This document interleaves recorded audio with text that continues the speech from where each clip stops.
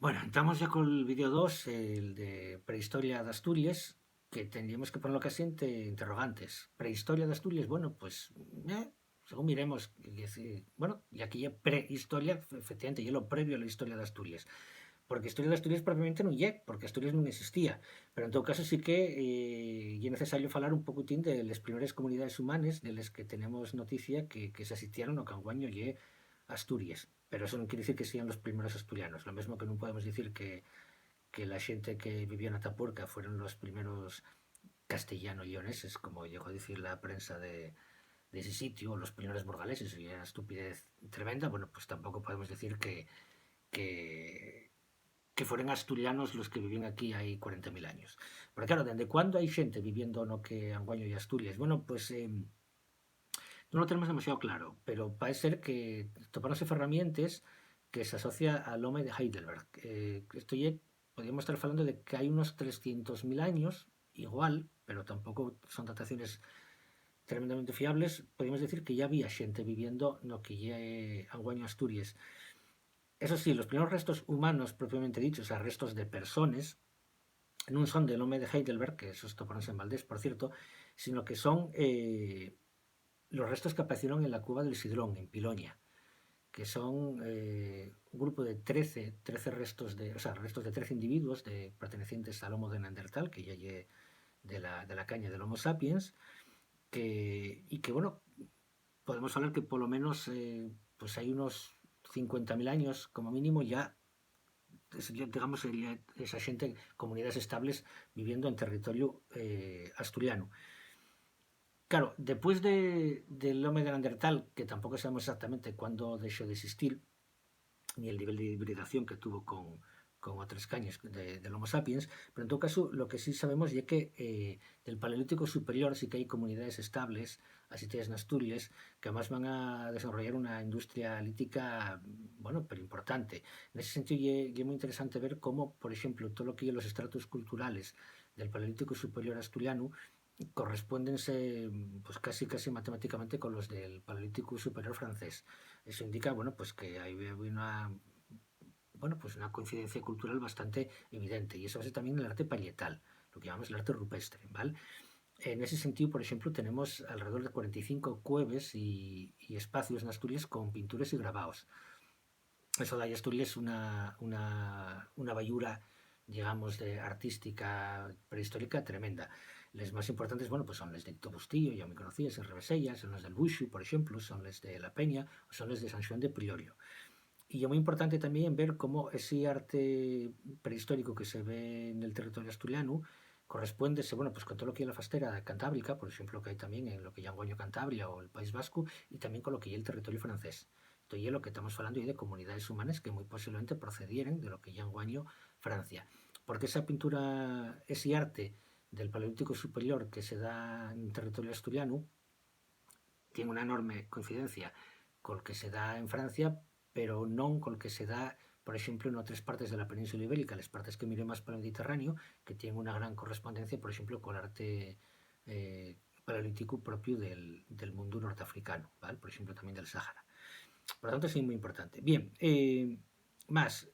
mm, Hay un elemento fundamental de la prehistoria asturiana porque lle un elemento único que nada más que se dio aquí y también en un cachi muy concreto de la costa portuguesa, que lle lo que aquí, bueno, serían llamar el arte, vamos, la asturiense, una etapa asturiense. ¿Qué es eso del asturiense? Bueno, pues es una situación peculiar porque hay que entre el 7000 y el 5000 antes de Cristo, cuando precisamente en el Oriente Medio se está desentolcando ya apareció la agricultura. Aquí lo que tomamos es un empobrecimiento cultural. Posiblemente consecuencia de un cambio climático, lo que ocurrió fue que las comunidades humanas, bueno, baixaron, digamos, lo primero llegaron por la costa y fueron subiendo los ríos, pues ahora sería al revés. Baixaron de los ríos y quedaron así en la costa, sobreviviendo nada más que en la zona de la costa oriental asturiana y sobreviviendo básicamente con una dieta en la que en el 80% y era a base de lo que llamaríamos frutos de mar. O sea, moixones, llámpares, centollos, todo este tipo de cosas, ¿no? O sea, vamos, que básicamente comí marisco, por decirlo de alguna forma así un poco bruta. Pero eso que de primeras puede quedar muy bien, o que mira, comí marisco, bueno, pues eso también no es tampoco una cosa demasiado prestosa, básicamente porque una dieta de ese tipo tampoco te garantiza una vida precisamente muy larga, ¿no? Topamos también, por ejemplo, como hay un empobrecimiento de la industria lítica, quiero decir, por ejemplo, las ferramientas, que siendo paleolítico superior, las ferramientas del asturiense son técnicamente inferiores a las de las etapas anteriores. Es interesante. Bueno, hay una muy específica, por ejemplo, que el pico asturiense, que está hecho precisamente para sacar llámpares. Por cierto, crees que una de las razones que expliquen por qué los llámpares en Asturias son más pequeñines que en otras partes del Cantábrico, y es precisamente por la sobreexplotación por miles de años de las mesmas, que fijo que quedaren ya ruines ya para los restos. Pero bueno, en todo caso, y un elemento interesante más que nada porque es exclusivo, repito, de Asturias y de un cachín de Portugal. Ahora bien, ¿cuándo aparecen las primeras tribus neolíticas? Es decir, ¿cuándo aparecen las primeras comunidades humanas que ya conocen la agricultura? Bueno, pues calcúlase que pudieron llegar alrededor del 5000 antes de Cristo.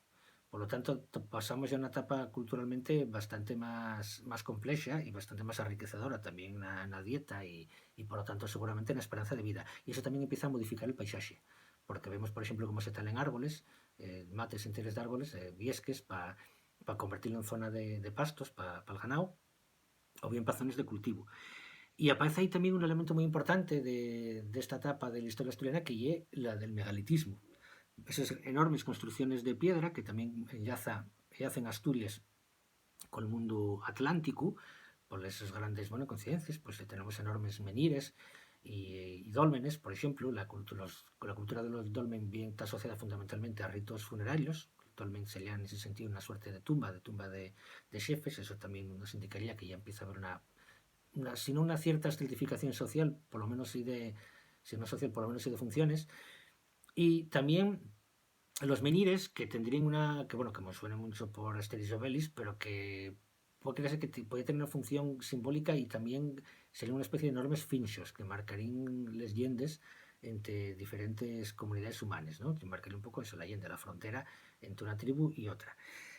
Bien, alrededor del 2500 antes de Cristo, aparece una cosa muy importante en Asturias, que, empieza la edad de los metales, y aquí, pues, bueno, con el primer metal que empiezan a atravesar los humanos y el cobre, y en Asturias hay minas de cobre. Ahí empiezan las primeras minas asturianas.